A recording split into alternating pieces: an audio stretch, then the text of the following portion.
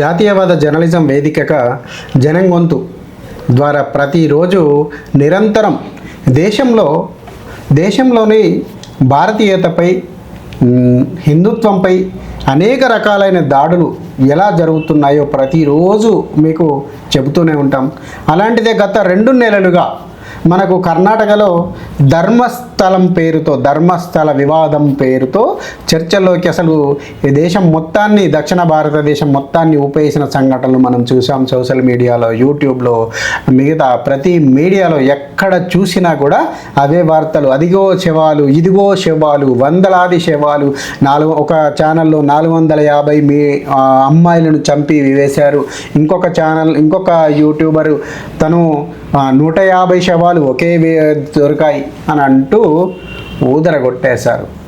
దాదాపు 2 నెలలుగా ఈ అమీర్ సహమ్మద్ అనే ఒక ఇస్లాం అనుసరిస్తున్న ఒక యూట్యూబరు దూత అనే ఛానల్ ద్వారా తను పూర్తి ఏఐ వీడియోలతో, ఏఐ కంటెంట్తో ఒక వివాదాన్ని రేపి ధర్మస్థల పేరుతో ప్రజల్లోకి వదిలేశాడు.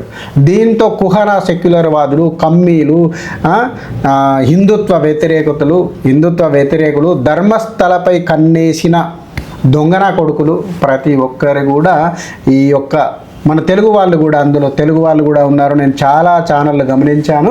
ప్రతి ఒక్కరు కూడా ధర్మస్థలు అది జరుగుతుంది, ఇది జరుగుతుంది, శవాలంట, అదంట, ఇదంట అనుకుంటూ మీరు యూట్యూబ్లో బూదర కొట్టడాన్ని మీరు అందరం చూసాం. కానీ ఆఖరికి ఏమైంది?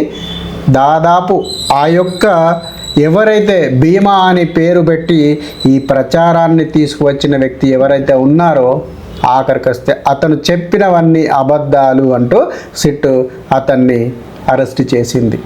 అతని భార్య ప్రెస్ మీడియా ముందరికి వచ్చి, నా భర్తను ఇంకెవరో లొంగ తీసుకొని అతని ద్వారా చెప్పించారు, నా భర్తకి ఇందులో ప్రమేయం లేదు, అసలు ఆయన చెప్పినవన్నీ అబద్ధాలే, నన్ను కూడా కట్టడి చేశారు అంటూ ఆయన భార్య కూడా మీడియా ముందరకు వచ్చి మాట్లాడడం జరిగింది. కానీ ఎన్ని రోజులకు?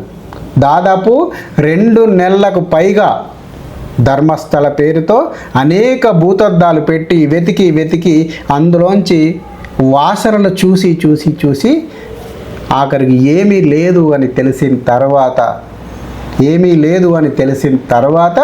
వీరందరూ మళ్ళీ ఈ రకంగా మాట్లాడారు. మొన్న చూసాం మనం. కేవలం ఇద్దరి మధ్యల గొడవతో మార్వాడి గోబ్యాక్ అనే సమాజాన్ని నెట్టివేసే ప్రయత్నం చేయడం. ధర్మస్థలంలో ఏవో శవాలు దొరుకుతున్నాయి, అక్కడ శవాలు అమ్మాయిలను చంపేస్తూ పూర్తి చేస్తున్నారంటూ వివాదాన్ని రేపడం.